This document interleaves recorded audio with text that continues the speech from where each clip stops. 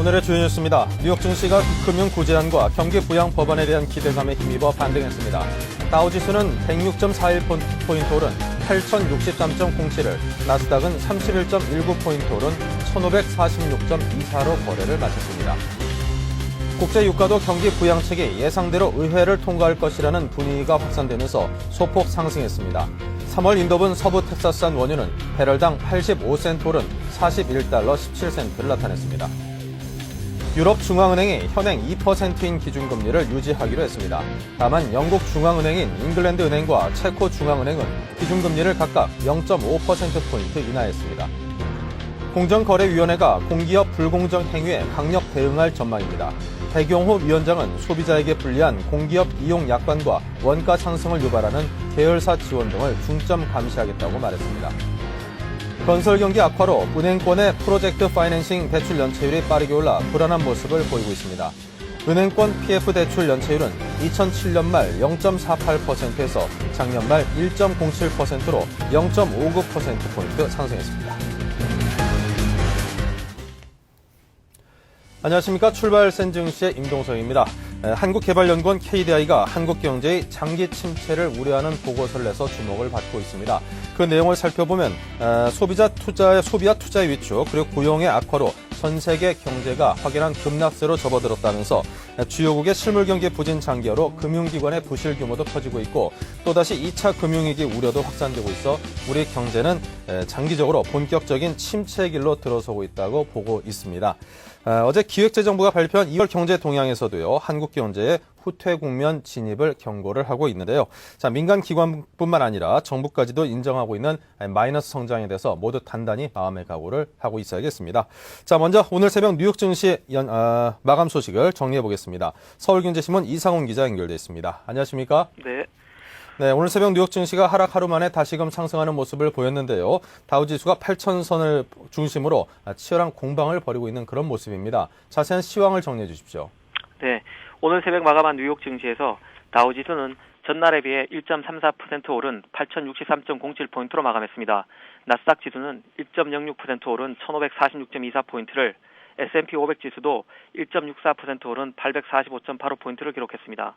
개장 전만 해도 고용지표가 최악으로 나타나면서 장 초반 하락세를 면치 못했는데요. 장 중반 월마트를 비롯한 소매업체들의 1월 매출이 예상보다는 양호한 것으로 나타났고, 시가평가제 유보를 포함한 금융구제 법안이 9일 발표될 것이라는 기대감으로 상승 마감했습니다. 여기에다 경기 부양안이 이르면 이날 오후 상원을 통과할 수 있을 것이라는 관측도 주가의 긍정 요인이 된 것으로 보입니다. 네. 자, 뉴욕 증시가 전형적인 전략 후강 장세를 보였는데요. 자, 보다 상세한 시장의 흐름도 정리해 주십시오. 네. 뉴욕 증시는 주간 실업보험 청구자 수가 3만 5천 명 급증한 62만 6천 명을 기록해 지난 1982년 10월 이래 최고치를 기록했다는 소식으로 약세로 출발했습니다. 하지만 금융구제 법안의 내용이 알려지면서 시장 분위기는 반전됐습니다. 비유동 자산에 대한 시가평가 회계 기준이 일시적으로 중단될 수 있다는 소문이 돌면서 금융주가 상승세를 이끌었기 때문인데요. 골드만삭스와 모건 스탠리가 5% 넘는 급등세를 보였고, 시티와 JP모건이 각각 1.2%, 2.1% 올랐습니다. 역시 부실 자산으로 고전하고 있는 비자가 9.4%, 마스터카드가 14.1%로 급등했습니다. 월가 전문가들은 비유동 자산에 대한 시가평가 회계 기준이 일시적으로 중단되면 단기적으로 금융주의 호재가 될 것으로 예측하고 있습니다. 특히 이날 나온 기업들의 실적도 예상보다는 좋았습니다. 마스터카드의 4분기 주당 순이익은 1.87달러를 기록해 시장 예측치인 1.62달러를 웃돌았고, 월마트의 1월 매출도 2.1% 증가해 주가가 4.6% 상승했습니다. 최대 백화점 체인 메이시는 매출이 4.5% 감소했다고 발표했지만 예상보다는 나쁘지 않다는 평가로 5.2% 올랐습니다. 한편 뱅크 오브 아메리카는 장중 한때 3.77달러까지 추락했지만 최고 경영자의 자사주 매입 소식으로 3.62% 상승 마감하는 저력을 보였습니다. 네. 자, 유가는 어땠습니까? 유가와 환율 소식도 함께 전해 주십시오. 네, 유가도 뉴욕 증시 상승세의 영향을 받아 올랐습니다. 뉴욕 상업거래소의 3월 인도분 서부 텍사스산 중진류는 배럴당 63센트 오른 40.95달러로 마쳤습니다. 증시와 마찬가지로 장 초반 고용지표 악화 여파로 배럴당 40달러 아래로 밀리기도 했지만 증시가 상승세로 방향을 굳히면서 강세 반전했습니다. 브렌트유도 2.11% 올랐습니다. 달러도 강세를 보였는데요. 달러는 1유로당 1.27달러를 기록했고 엔화에 대해서는 달러당 91.23엔에 거래됐습니다.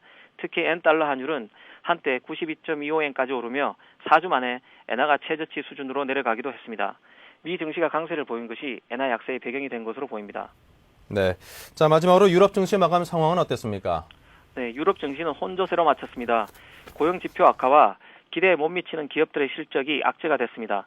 특히 유럽 중앙은행이 추가 금리 인하에 나서지 않을 것이라는 전망도 부담으로 작용했습니다. 영국과 독일 증시가 각각 0.01%, 0.4% 올랐지만 프랑스 증시는 0.1% 떨어졌습니다. 독일과 스페인의 최대 은행인 도이체방크와 방코 산탄데르의 실적 악화 발표가 나오면서 유럽 금융시장이 요동쳤는데요. 도이체방크는 지난해 39억 유로의 손실을 입어 2차 세계대전 이후 최악을 기록한 것으로 나타났고 스페인의 방코 산탄데르도 지난해 부실 대출 규모가 1년 전보다 2배 이상 증가했다고 밝혔습니다. 세계 2위 제보험사 스위스리는 배당금 삭감과 추가 자본 조달을 알린 후 28%나 폭락했습니다. 한편 영국 중앙은행인 영란은행은 이날 기준금리를 은행 창설 이후 최저치인 1%로 0.5%포인트 내렸습니다. 지금까지 이상훈이었습니다. 네, 말씀 잘 들었습니다. 자, 지금까지 서울경제신문 이상훈 기자로부터 글로벌 경제 소식 자세히 들어봤습니다.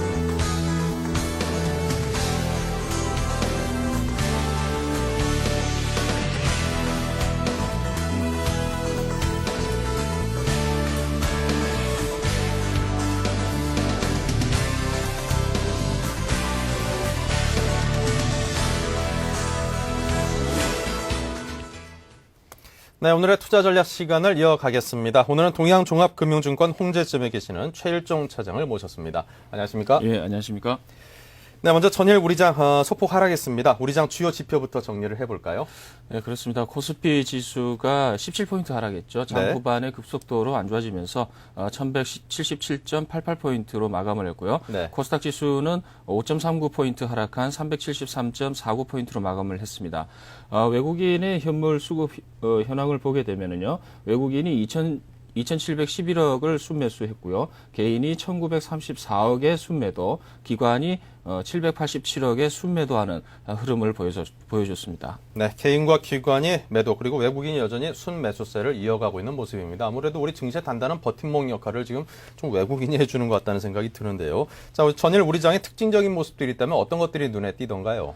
네, 그렇습니다. 전일 상당히 눈에 띄었죠. 예, 네. 전일 국내 시장이 오후 1시 30분까지 외국인이 강력한 선물 매수를 유지를 하다가요. 네. 실질적으로 한 3천 계약이 넘는 순매수 기조를 보이다가 1시 30분 이후로 급격하게 이 선물 순매수 포지션을 줄였습니다. 그래서 프로그램 매도를 유발시키고 개인들의 투매 양상까지 부르는 그런 양상까지 이제 보였는데요. 이러한 이제 상황 따라서 급격하게 지수는 하락을 했고요. 종가는 장중 최저가인 17포인트까지 마이너스를 하락시키는 그런 흐름을 보였죠. 업종별로 본다면은 그동안 상승을 주도했던 IT, 즉 전기전자 업종이 장 후반 급락을 하면서 0.26% 하락 마감을 했고요. 현대차와 기아차의 그 상승 흐름이 돋보인 운수장비 업종 또한 1.53%의 하락을 보였습니다. 반면에 그동안 조정을 보였던 통신업종과 철강금속업종이 각각 0.65%, 0.15% 상승하는 견조한 흐름을 보였던 것이 특징적이었고요. 종목별로 본다면 대형주 쪽에서 BDI 지수가 큰 폭으로 상승을 했습니다. 이러한 흐름에 동참을 해서 현대상성과 한진해운 그리고 대한해운 등 이러한 해운주들의 큰 폭 상승이 좀 돋보였고요. 그리고 웅진코웨이, LG화학이 3%대의 상승 흐름을 보였었고요. 삼성전기가 마찬가지로 장 후반대 이 급속도로 이 상승을 했죠. 고점이 5% 상승하는 뭐 그런 흐름까지 연출을 했습니다만 종가 때는 2.7%의 상승 흐름을 보이면서 마감을 했습니다. 또한 SK텔레콤과 CJ제일제당, 대한해운도 1%대의 상승 모습을 보여줬습니다. 반면에 대형 증권주 쪽이죠. 이러한 쪽이 이제 5% 이상의 하락을 하면서 하락 주도를 했던 것이 특징적이겠고요. 그리고 건설주 또한 마찬가지로 5%의 하락하는 그런 모습을 보여줬습니다. 중공업주도 이익 실현 물량이 출회되면서 4%대의 하락세를 보인 것이 특징적이었고요. 중소형주 쪽에서 본다 이러면 4억을 매각한다는 소식으로 현대시멘트가 상한가 진입을 했고요. 그리고 최근에 워크학과 기업의 매각 기대감으로 CN그룹주들이 대규모 상한가 진입하는 그런 흐름을 보여줬습니다. 네, 업종막 종목별로 상당히 명암이 엇갈리고 있는 그런 모습을 보이고 있습니다. 여러 가지 좀 자산을 매각을 하면서 유동성이라든가 현금 등을 확보하고 있는 그런 기업들에 대해서는 시장에서 나름대로 좋게 호평을 보내고 있는 그런 모습도 보이고 있지요. 자, 그렇다면 이제 오늘 우리 시장에 대한 이야기를 좀 나눠보겠습니다. 전일 이제 1200선을 어느 정도 이제 뭐 사이에 두고 저항선 역할을 해서인지 우리 증시가 소폭이나마 좀 조정을 받고 있는 모습인데 그럼에도 불구하고 연말 연초 시장에 비하면은 1100선 후반은 상당히 그래도 탄탄한 그런 지수대에 놓여 있다라고 볼 수 있습니다. 네, 자, 오늘 우리 시장은 그런 조정이 어제에 이어서 계속 유지가 될까요? 아니면 다시금 좀 반등을 할 수 있을까요? 지수상으로 보게 되면은 상당히 좀 긍정적인 부분이 있습니다. 일단 저점 대비로 해서 계속해서 상승 추세는 유효하되 네. 1200선에 대한 심리적인 부담감 이러한 부분에 대해서는 다소 상당히 좀 뭐 부담스러운 부분이 아닌가 이렇게 보고 있습니다.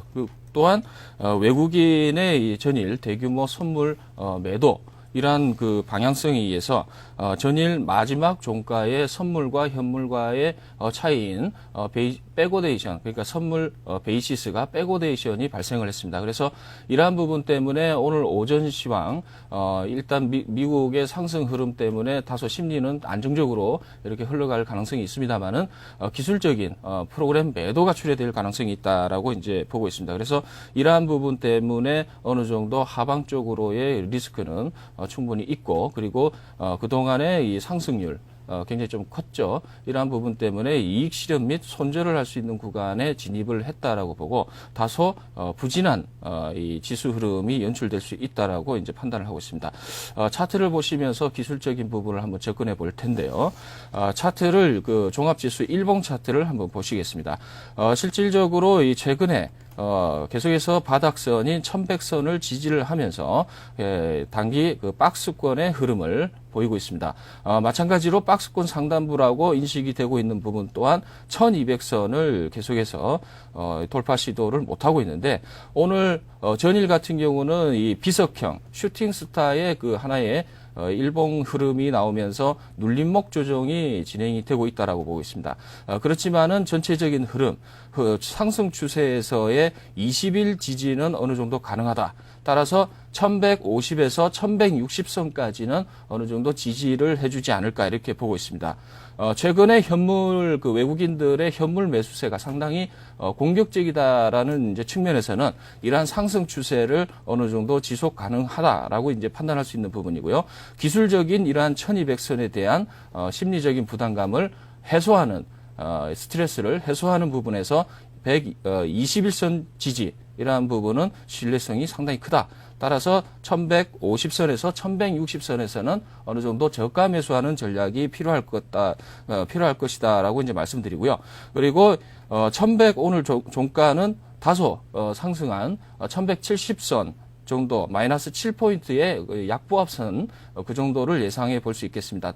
따라서 오늘의 이 금요일 시황은 어느 정도 약세 전환되고 다음 주부터 미국의 구제금융이라든가 경기 부양 자금 이러한 것들이 계속해서 이제 재료가 돌출이 되면서 정부 정책 수혜주와 그리고 기타 철강 금속 그리고 은행주들을 중심으로 해서 계속해서 추세 상승이 가능한 그런 구간이 아닌가 이렇게 판단을 하고 있습니다. 따라서 다 이제 문제가 된다라고 이제 본다 이러면 현물 매수세가 현재 외국인들이 만약에 오늘 적극적으로 들어오지 않고 선물 매도를 강화시키면서 프로그램 매도를 좀 더 강화시킨다 이러면 1150선을 살짝 하회하는 그런 움직임을 보일 수 있습니다만은 이러한 부분에서는 우리 투자자분들께서 적극적인 하나의 저가 매수 전략으로 삼아야 된다라고 제가 조언을 드리겠습니다.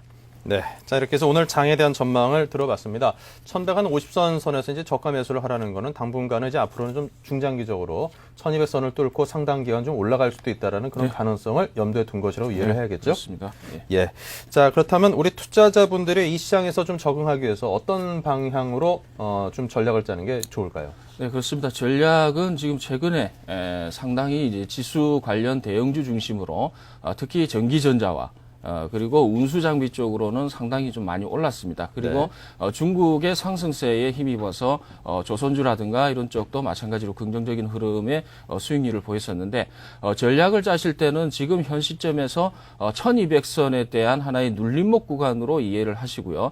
저점 매수를 이제 권해드리겠는데 일단은 이제 첫 번째로서 이 전략을 제시를 해드리면 그동안의 상승 주도주 주도 업종들, 이러한 주도 업종들은 계속해서 상승 추세는 유지가 될 것이다라고 이제 판단을 하고 있고, 그 다음에 이제 최근에 수익률이 상당히 많이 나왔던 그 정부 정책 수혜주들, 이러한 부분에 대해서는 20일 이평선이 상당히 유효할 것이다라고 보고 있습니다. 그래서 현금화를 지금부터 조금 하셨다가 어느 정도 저점 매수 구간인 20일 이평선에서는 저점 매수를 이러한 선도주 쪽으로 포커스를 맞춰서 편입을 시킬 것을 권해드리고요. 두 번째로는 이제 지수 상승 흐름 속에서 현재 다소 소외를 받았던 은행주 쪽과 철강금속주는 어느 정도 저점 매수 공격적으로 하실 수 있는 구간이 아닌가 이렇게 보고 있습니다. 왜 그러냐면은 일단 은행주 입장에서 보면은 미국 시장도 금융주들 중심으로 해서 좀 상당히 좀 올랐던 부분도 있고요. 그리고 바이 아메리카라는 이제 그 상황 속에서 한국과 일본 철강 업체에 대한 수요는 계속해서 열어두겠다라는 이제 그 미국 쪽의 발언으로 인해서 철강 쪽이 다시 부각이 될 수 있다. 따라서 이제 이러한 철강과 은행 쪽은 저점 매수가 지금 현 시점에서도 가능한 부분이 아닌가 이렇게 판단을 하고 있습니다. 그렇지만 분명한 것은 1200선에 대한 돌파, 이러한 부분에 대해서는 국가적인 차원 그리고 글로벌적인 차원의 하나의 큰 재료가 나와야 돌파를 하고 안착이 된다라는 점에서는 명심하고 좀 접근을 하셔야 되지 않느냐 이렇게 보고 있습니다. 네. 자, 이렇게 해서 전략에 관한 설명까지 청해 들어봤습니다. 계속해서 이제 기업에 관한 이야기로 화제를 옮겨가 볼 텐데요. 자, 관심 갖고 지켜볼 만한 기업군부터 종목군부터 함께 정리해 주십시오. 네, 그렇습니다. 전일 상승세 흐름을 보였던 LG 화학부터요. LG 생명과학 그리고 한미반도체. 한미반도체 상당히 긍정적인 흐름을 보이고 있죠. CJ인터넷 그리고 카프로 저번 주에 추천을 한번 관심 종목으로 한번 언급을 드렸던 부분인데 시세가 어느 정도 분출이 됐던 부분도 있습니다. 그렇지만 계속해서 추세 유지하면서 상승 가능하다라고 보고 있고요. 이러한 부분에 있어서 오늘 말씀드리는 종목은 LG생명과학과 카프로를 말씀을 드리도록 하겠습니다. 네.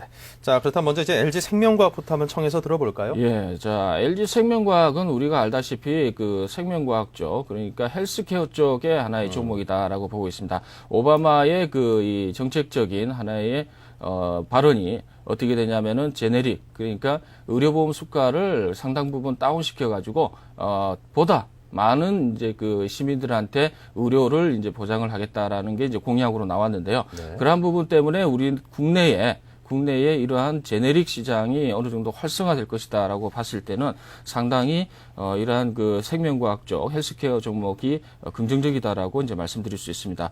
작년 4분기 영업이익이 68%가 이제 급감을 했는데요. 그렇지만 수출을 통한 이러한 수입을 감안을 한다 이러면 영업이익이 600%가 상승하는 그런 긍정적인 흐름을 보이고 있습니다. 그리고 올해도 수출이 계속해서 기술 수출이 지속될 것으로 보이기 때문에 긍정적인 흐름은 계속 지속이 될 것이다라고 보고 있습니다. 그리고 원화 약세가 이제 이 기업에 대해서는 상당히 긍정적인 흐름이 이 영향을 미칠 수 있다라고 보고 있습니다. 그래서 이러한 부분도 감안을 한다 이러면 지금 최근에 이제 주가 흐름 이러한 부분에 이제 접근을 충분히 해보셔도 된다라고 이제 말씀을 드리고 있고요.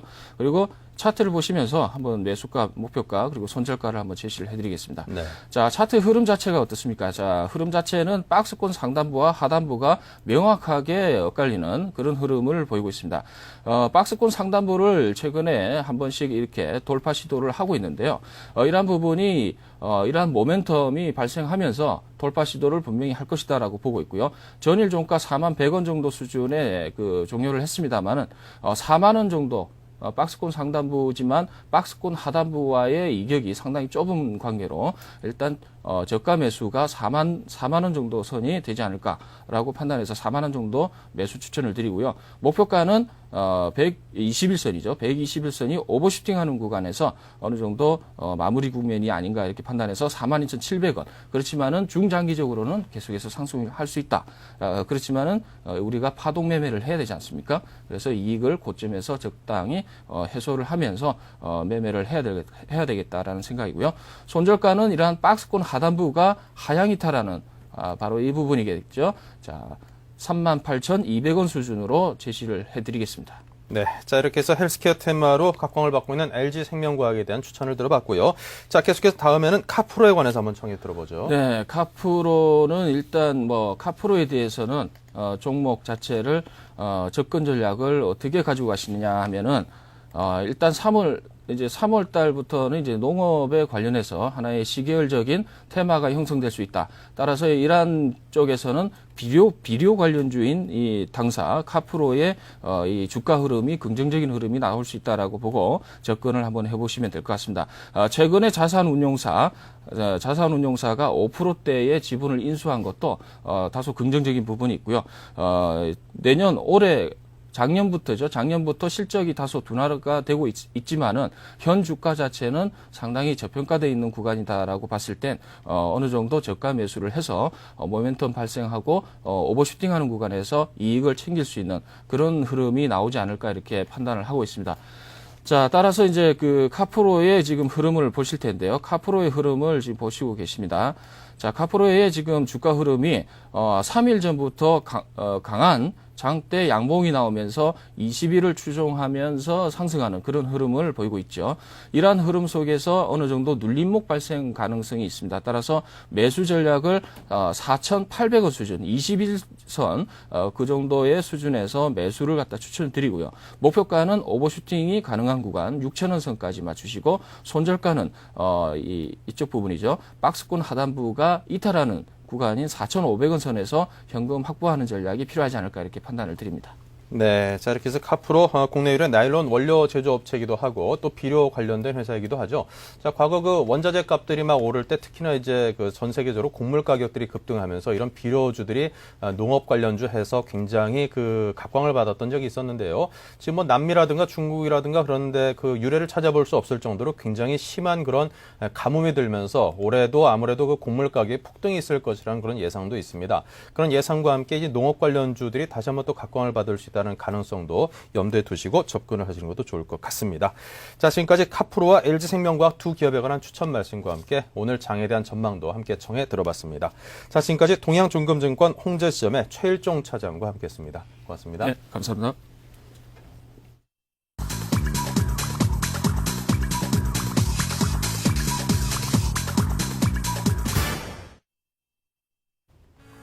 네, 지금 시각이 8시 57분, 58분이 막 됐네요. 자, 지금 동시효과 상황 어떤지 궁금한데요. 자, 화면 통해서 한번 양시장의 흐름을 보겠습니다. 네, 지금 화면을 통해 보시는 것처럼 굉장히 많은 종목들이 상승을 하고 있습니다. 빛깔이 좋습니다. 자, 뻘건데요. 자, 삼성전자가 현재 2.69%의 상승을 비롯해서 포스코가 비교적 큰 폭의 상승세인 플러스 4.20%, 현대중공업이 플러스 4.09%, KB금융이 플러스 3.38%, 신한지주가 플러스 3.93%의 상승을 보이고 있습니다. LG 디스플레이 역시 플러스 3.93%의 상승을 보이고 있고요. SK케미칼, LG상사, 조금 전에 추천을 받았던 LG생명과학도 1%, 그리고 SKC가 플러스 3.17%의 상승을 보이고 있습니다. 오늘 IT라든가 자동차, 운수업종, 조선, 그리고 통신주, 금융주, 거의 모든 업종에 대해서 함께 상승세를 보이고 있는데요. 오늘 우리 시장 상당히 큰 폭의 상승을 하면서 다시금 1200선을 재탈환할 가능성이 굉장히 높아 보입니다. 현대모비스는 플러스 6.28%로 높은 상승세를 시현을 하고 있고요. 하이닉스와 대우조선해양 역시 4% 초중반의 그런 높은 상승세를 보여주고 있습니다. 자, 그 밖에도 SKC라든가 좀 더 아래쪽으로 한번 내려가 보겠습니다. 보통 강보합에서 많게는 S&T중공업처럼 3%대 후반까지의 상승세를 보이는 종목도 있고요. 자, 카프로도 현재 5.79%의 상승을 보이고 있습니다. 코스닥의 전반적인 흐름도 보면요. 모든 종목들이 지금 상승을 보이고 있고요. 태용의 2.11%, SK브로드밴드의 플러스 1.54, 셀트리온의 1.3%의 상승을 비롯해서 서울반도체의 상당히 높은 5%대의 상승, 태광의 플러스 3%, 현진소재 역시 플러스 3%대 상승이 눈에 띕니다. 오리엔탈 정호도 그 못지않은 4%대의 상승을 보이고 있고요. 하락하고 있는 종목들은 제이콤 등등 소수의 종목들이 있긴 합니다만 그 수는 무척이나 적습니다.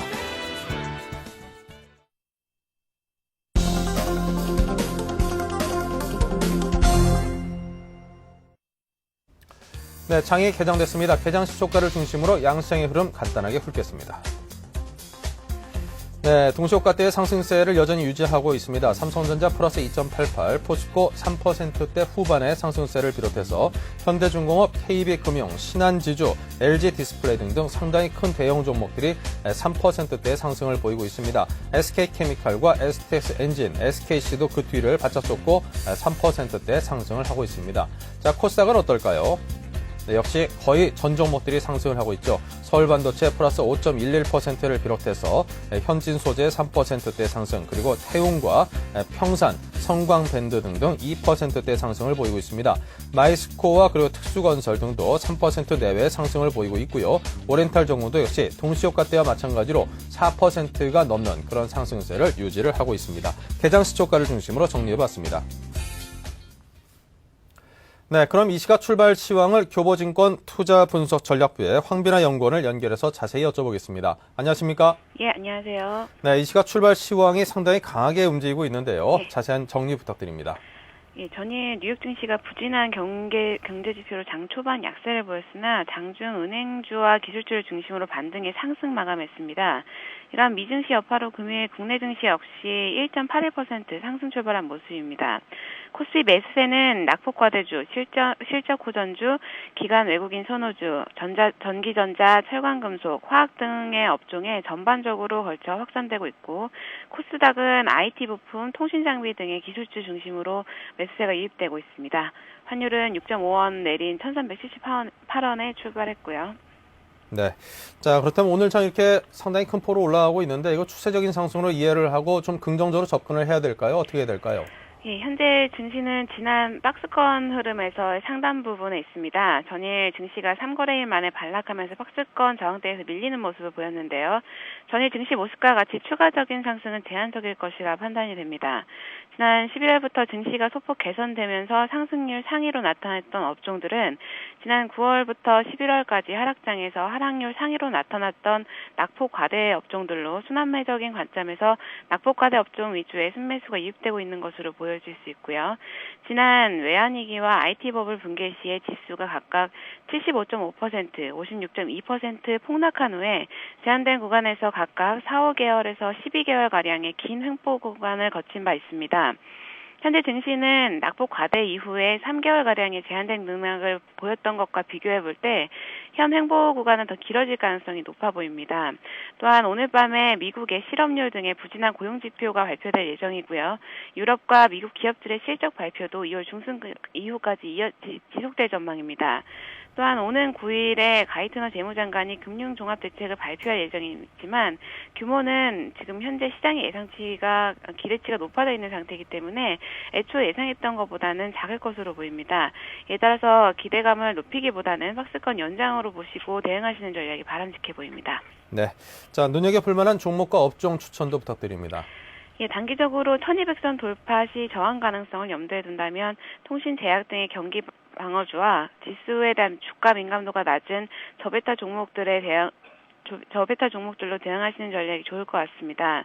또한 글로벌 경기 침체로 인해 유동성 문제가 발생되면서 구조조정이 확산되고 있는데요. 이에 따라서 지난번 키몬다 파산에서 국내 IT 업체들의 반사적 수혜와 같이 구조조정에서 살아남아서 장기적으로 시장 지배력을 강화할 수 있는 종목들, 즉 업종 대표주들의 지속적인 관심을 가지시는 게 좋을 것 같습니다. 네, 자 지금까지 교보증권의 황비나 연구원의 도움 말씀 들었습니다. 고맙습니다. 예, 감사합니다.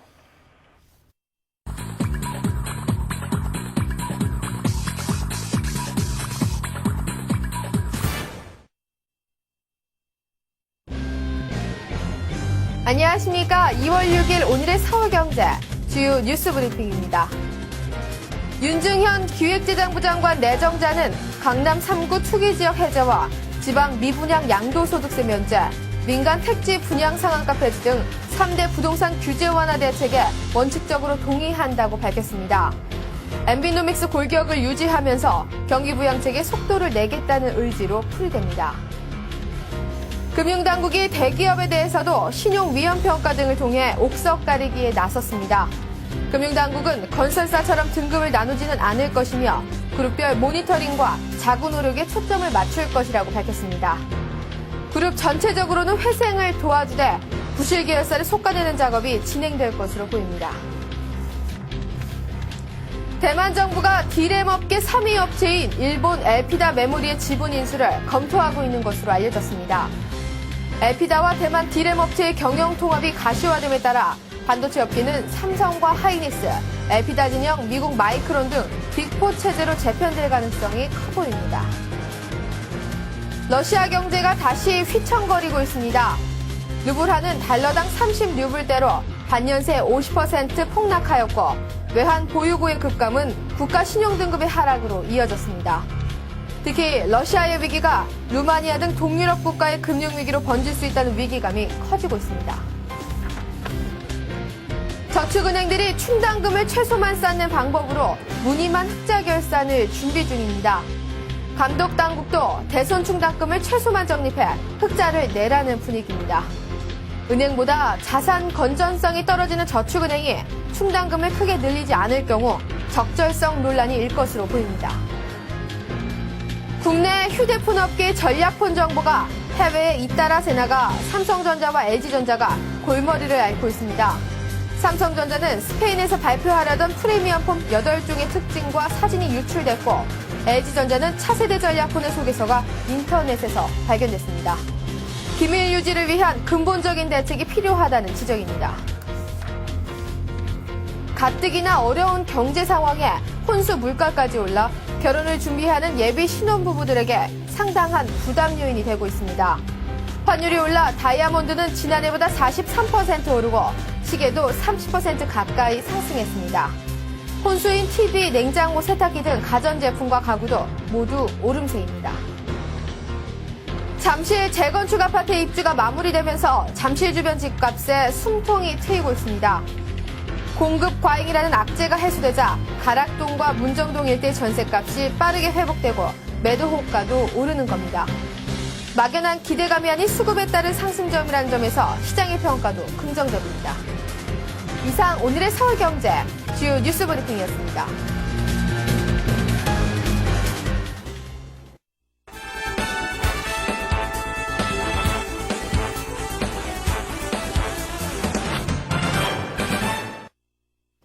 네, 뉴스 따라잡기 시간입니다. 서울경제신문 이종배 기자를 모시고 다양한 주제로 이야기를 나눠보겠습니다. 안녕하십니까? 예, 안녕하십니까? 네.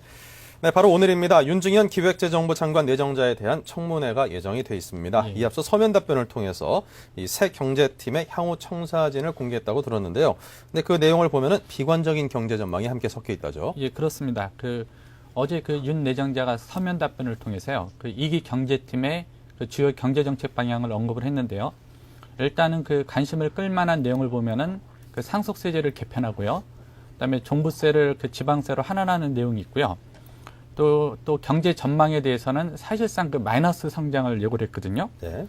윤 내정자의 말을 빌리면은 현재 같은 경제 흐름이 지속된다면은 그 당초 정부의 올해 성장 목표는 물론 그 플러스 성장 자체도 어렵다. 네. 이런 말씀을 하셨거든요.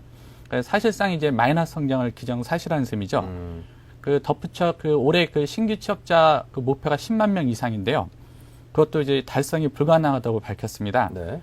이에 따라 그 저기 취임 이후에요. 사실상 이제 경제 전망 그 수정치를 곧 내놓을 것으로 암시를 했고요. 네. 또 취임 초기부터 이제 비상 시스템을 가동하기로 했습니다. 사실 그 국제통화기금인 IMF가요. 그 올해 우리 경제 성장률을 마이너스 4%, 내년 플러스 4%로 예상하면서 일부에서는 그 V자형 회복이라는 표현을 썼지 않습니까? 네. 근데 사실 이걸 뜯어보면 큰 의미는 없습니다. 이는 올해 마이너스 4% 플러스 내년에 플러스 4% 성장하는 거는요. 올해 그 급격한 경기 하락에 따른 기저 현상에 불과하고요. 네. 그 엄밀히 뜯어보면은 마이너스 4% 플러스 4%라는 것은 내년 0% 성장을 의미하는 거거든요. 그래서 사실상 그 한국 경제가 이렇게 쉽게 그 경기 침체 터널에서 벗어나기 힘들 것으로 보입니다. 네. 자, 그렇다면 윤 내정자가 이제 한국 경제 회복을 위해서 과연 어떤 그 대책들을 준비를 하고 있는지에 대한 관심이 쏠리고 있습니다. 비상체제 가동의 그 주요 내용들도 함께 짚어봐야겠죠. 예, 그렇습니다. 그 이기 경제팀의 그 주요 정책 방향을 좀 간추려 보면요. 구조 조정을 가속하고요. 또 경기 부양을 해서 그 많은 돈을 푼다는 게 들어 있습니다. 또 그 부동산 규제 하나도 더 속도를 낸다는 게 이렇게 크게 골자인데요. 네. 일단은 그 주요 정책별로 내용을 한번 살펴보겠습니다. 일단 그 경기 전망 경우에는요. 그 앞서 지적했듯이 올 마이너스 성장 가능성을 예상을 하고 있고요. 네. 그 미약하나마 하반기에 조금 회복할 것으로 보고 있습니다. 그다음에 그 경기 부양 측면에서는 감세, 그 재정 지출 확대, 또 그 재정 상반기 조기 집행 등 그 추경 편성 이런 것들을 동원한다는 거거든요. 한마디로 그 정부가 돈을 쓸 수 있는 한은 모든 돈을 쓰겠다는 의미거든요. 네. 그다음에 그 일자리에서는 그 민간 기업 일자리 나누기를 유도를 하고요. 또 그 비정규직 보호법을 개정하고 그 청년 인턴 확대 이런 내용이 담겨 있습니다. 네. 그다음에 요새 그 현안으로 부상한 구조 조정의 경우는요. 그 채권단은 이제 개별 기업 옥석 가리기에 그 주력을 하대요. 그 정부는 이제 거시적 전략적 관점에서 구조 조정을 한다는 걸 밝혔거든요. 그래서 사실상 이제 그 정부가 본격적으로 이제 구조 조정에 개입한다는 것을 우회적으로 밝힌 것으로 보면 되고요. 그 조세 정책의 경우는 아까 말씀드렸듯이 상속세를 인하하고요. 그다음에 그 종합부동산세를 지방세로 전환하는 등 그 세제 체계를 좀 바꾼다는 내용도 담겨 있습니다. 또 그 공기업 선진화의 경우는 공기업 인원을 10% 감원하대요. 그 당장 하는 게 아니고 그 3, 4년간 단계적 추진하겠다고 밝혔고요. 또 그 MB노믹스죠. 그 금산분리 완화, 그 출자총액제 폐지, 또 적극적 감세 이런 분들은 그 원칙적으로 동의를 좀 표시했습니다. 네. 그리고 또 이제 그 부동산 규제 완화가 있지 않습니까? 네. 그 부동산 규제 완화도 사실상 그 윤 내정자가 그 규제 안에 동의를 표시했거든요. 이에 따라 그 취임 이후에요. 그 강남 상구에 대한 그 투기적 해제가 그 바로 이뤄질 것으로 보이고 있습니다. 네. 자, 그렇다면 이제 앞으로 윤 내정자가 경제 정책을 또 우리나라 경제를 잘 이끌고 나갈 수 있을지가 이제 가장 궁금합니다. 그렇죠, 예. 사실 지난번 경제팀에 대해서는 전문가들이고 많은 국민들이 조금 이렇게 좀 미심쩍어하는 그런 예, 그런 눈길을 면이 많이 있었죠. 보냈었는데요. 예, 예. 자, 이번 새 경제팀에 대한 전문가들의 시각과 평가는 어떨까요? 일단은 좀 긍정적으로 보는 시각이 있는데요. 네. 그 이기 경제팀이 이제 관리 위주로 꾸려지면서요. 그 정책 조율과 부처 협의가 그 원만 이루어질 것으로 기대되고 있습니다. 그 일단은 한 예로 그 당초 금융위원회가요. 은행 자본학측 펀드 출범을 그 발표하려고 했거든요. 근데 이거를 이제 윤 내정자 취임으로 미뤘습니다. 그러니까 윤 내정자를 고려한 행동이죠. 또 그런 다음에 그 취임으로 미뤄가지고 이제 정책 조율을 하고 있고요. 그다음에 그 또 윤 내정자가 이제 구조조정 전문가지 않습니까? 네. 또 이제 최대 현안이 구조조정이다 보니까 이 문제를 잘 풀어나갈 것으로 보고 있는데요. 하지만 이제 반대로 그 부정적인 의견도 있습니다. 그 금융은 잘 알지만 그 일자리 정책 등 이제 경제 정책을 잘 수행할지 의문이라는 지적이 그건데요. 예를 들어서 이제 한쪽에서는 구조조정을 하게 되면은 다른 한쪽에서는 실업도 이제 고용대란이 나오지 않습니까? 네. 결국에는 그 윤 내정자 입장에서는 그 구조조정하고 고용대란 이걸 어떻게 잘 조화를 이끌어 나가냐 문제인데요. 이런 것들을 어떻게 잘 해나갈 수 있을지 이렇게 의문을 제기한 분들도 있거든요. 그래서 한번 그 추이상은 좀 지켜봐야 될 것 같고요. 네. 그 어떻게 보면 이기 경제팀의 경우는 그 현재 경제 여건을 고려해 볼 때요. 그 칭찬보다는 그 비판이 더 많을 것 같습니다. 뭐 잘한다보다는 더 잘못했다 이런 비판이 많을 것 같은데요. 한 가지 확실한 것은 그 한국 경제가 현재 위기를 얼마나 빨리 극복하고요. 또 위기 극복 이후에 얼마나 빨리 성장할 수 있을지는 그 이기 경제팀이 그 추진하는 경제 정책에 달려 있다도 과언이 아니거든요. 그래서 시장에서는 지금 이기 경제팀 출범에 대해서 좀 많은 기대를 걸고 있습니다. 네.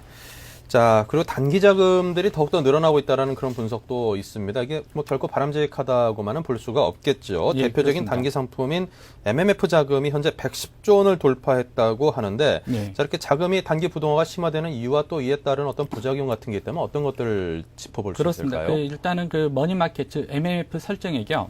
그 사상 처음으로 110조 원을 넘어섰는데요. 그 이달 3일 현재 그 MMF 설정액은 그 110조 4,720억 원으로 집계됐습니다. 그 그간 이제 MMF 설정액 추이를 보면요. 그 지난해 하반기 들어서 이제 가파른 상승세가 눈에 띄는데요. 일단은 지난해 1월 55조 원에 불과했거든요. 근데 6월에는 이제 71조 원으로 늘었고요. 그다음에 금융위기가 심화되면서 12월에는 89조 원으로 껑충 뛰었습니다. 그러다가 급기야 지난 1월 8일이죠. 네. 지난 1월 8일에는 100조 원을 돌파했는데요. 그러니까 이제 올 들어서 이달 3일까지 MMF에 몰린 자금이 21조 원 가량으로 추산되고 있습니다. 그래서 그 MMF를 포함해서 그 요구불 예금, 뭐 단기 채권형 펀드 이런 것들을 이제 그 단기 금융 상품이라고 하는데요. 그 단기 금융 상품에 현재까지 몰린 자금 규모가 500조 원 이상으로 추정되고 있거든요. 사실 이렇게 그 자금들이 단기 금융 상품에 몰린다는 것은 그만큼 돈이 투자할 곳을 아직 찾지 못하고 있다는 거고요. 네. 또 돈들이 시장을 신뢰하지 않고 있다는 분석이거든요. 그런 의미에서는 좀 그렇게 좋지 않은 징후로 보여집니다. 네. 자, 그러면 일부에서는 또 이제 한국도 미국이나 일본이 그랬던 것처럼 우리도 네, 유동성 그렇죠. 함정에 예. 빠질 수 있다. 그런 경험도 커지고 있는데요. 예, 그렇습니다. 이 그 단기 자금이 몰리면서 가장 우려되는 게 유동성 함정이거든요. 네. 그 이제 그 유동성 함정이란 그 아무리 금리를 낮춰도요, 그 투자 소비 등 그 실물 부분으로 돈이 흘러가지 않는 것을 말합니다. 그러니까 아무리 돈을 풀어도 실물로 돈이 옮겨가지 않으면서요, 금리가 떨어지고 이런 그 선순환이 일어나지 않는 것을 말하는 거거든요. 근데 사실 그 이미 그 일본, 미국 등 그 주요 선진국 같은 경우는요, 그 유동성 함정에 빠져 있는 상태입니다. 그 현재 그 정책 금리를 거의 제로 수준까지 낮추고 또 시중에 그 우리보다 더 많은 돈을 풀었는데도 여전히 그 돈이 돌지 않고 있거든요. 그러다 보니까 이 유동성의 함정에 빠지니까 새로 취할 수 있는 정책이 없다 보니까요. 그 들이어 나온 게 그 양적 완화 정책이라 가지고요. 이제 금리를 통한 그 시장 조절이 실패한 거를 인정을 하면서 그 중앙은행이 직접 돈을 공급하는 겁니다. 한마디로 그 양적 완화 정책은 금리 조절이 아닌 중앙이 직접 돈을 공급해서 무한대 자금을 공급한다는 의미인데요. 현재 우리나라 정책 금리가 2.5%거든요. 네. 그러니까 좀 더 하향 조정할 여지가 있지 않습니까? 그래서 그 전문가들은 아직 우리나라 경제가 그 유동성 함정에는 빠지지 않은 것으로 보고 있는데요. 문제는 그 오늘 12일 날 그 한국은행에서 이제 그 이번에 정책 금리를 다시 결정하게 됩니다. 네. 현재 그 예상되는 거는 정책 금리 인하 폭이요. 최소 0.25, 그 최고 0.5까지 예상되고 있거든요. 네. 만약에 그 10일 해에서 금리를 인하하게 된다면은 우리 그 기준금리가 2%대 초반으로 떨어지는데요. 기준금리가 2%대 초반으로 떨어진 상황에서도 만약 돈이 계속 그 비생산 분야로 흐르고 실물로 흘러들지 않는다 그러면은 그 한국 경제도 그 유동성 함정이 더 이상 남의 나라 얘기는 아닌 것 같습니다. 네.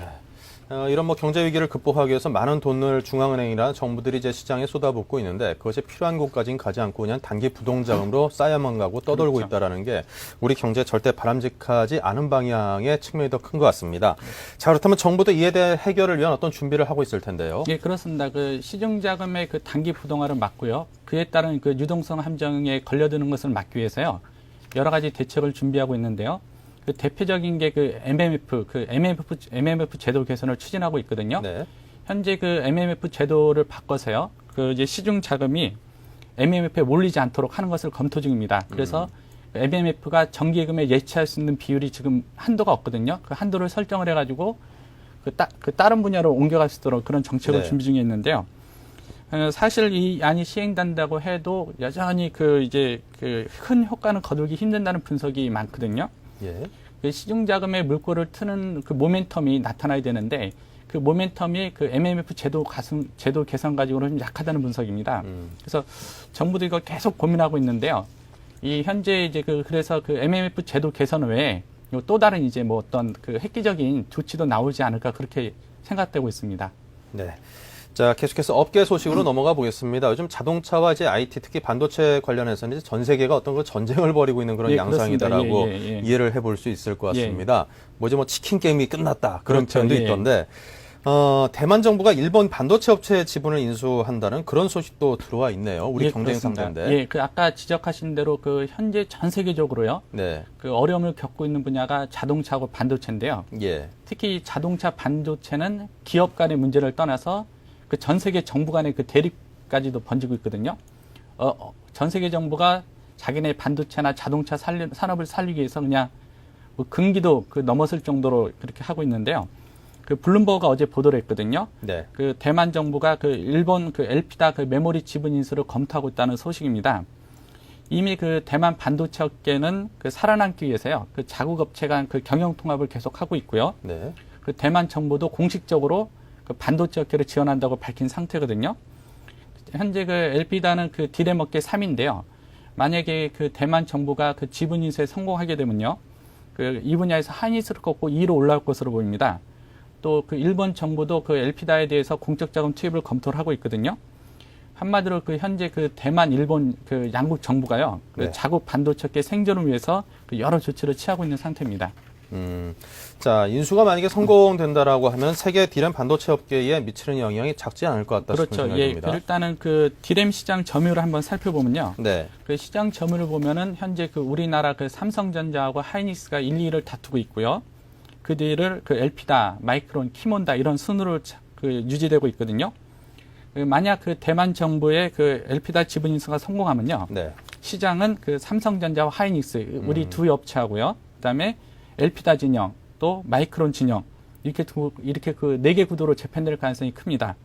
그 5위 업체인 이제 독일 키몬다의 경우는 사실상 뭐 퇴출이 결정된 상황이다 보니까 이제 4강 구도가 형성이 되는데요. 우리나라 그 반도체 입장에서는 이런 인수합병 과정에서요. 그 생산량 감소로 이어지면 유리합니다. 그 생산량 감소로 이어지게 되면은 국내 반도체계 수익에도 도움을 주지 않습니까?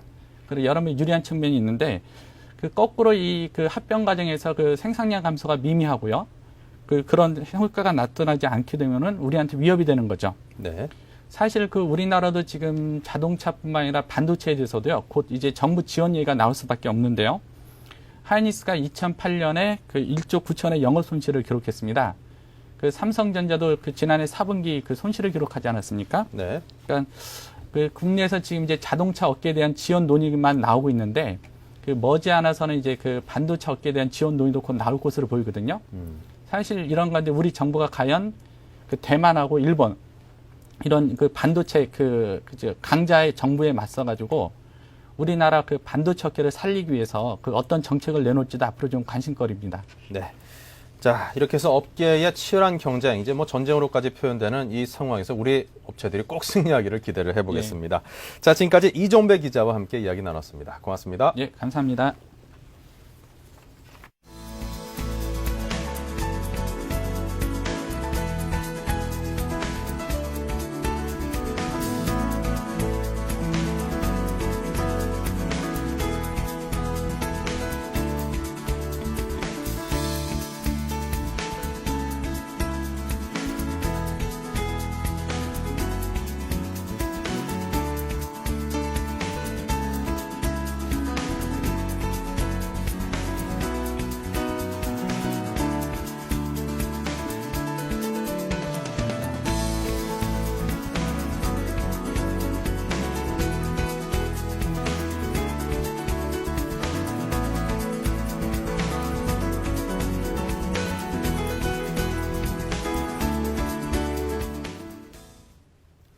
네, 1200선 돌파를 하고 나서 다시금 그 시장이 부담을 느꼈는지 전일 조정을 받으면서 다시 1200선 아래로 하회하는 모습을 보였습니다. 하지만 지금 시장에 모인 에너지가 지금 상당히 그 1200선 돌파를 원하고 있고 또 그 이후로 상당히 좀 중기적으로 추세적인 상승을 원하고 있다라는 그런 분석들이 많이 있는데요. 오늘 장의 흐름은 바로 그것에 부합하는 그런 움직임을 보여주고 있습니다. 양시장의 흐름을 정리를 해드리겠습니다. 먼저 코스피는 현재 1201포인트입니다. 2.03%가 상승해서 다시금 1200포인트 선 위로 올라와 있고요. 코스닥도 역시 상승했습니다. 1.79%, 코스피보다는 조금 못 미칩니다. 하지만 380포인트를 회복을 해서 380포인트 1.77% 상승을 하고 있습니다. 환율은 9시 18분 기준으로 9원 10전이 하락한 1375원 40전으로 1300원대 중후반의 모습을 보이고 있습니다. 환율은 계속해서 흔들리고 있죠. 하지만 큰 폭의 변동성은 그 전만큼은 없는 것 같습니다. 자, 오늘 우리 시장 1200선의 어떤 지지를 다시금 시험받는 그런 하루가 될 것 같은데요. 부디금 위쪽으로 올라가는 그런 하루가 되기를 기대를 해보겠습니다. 자, 여기까지입니다. 고맙습니다.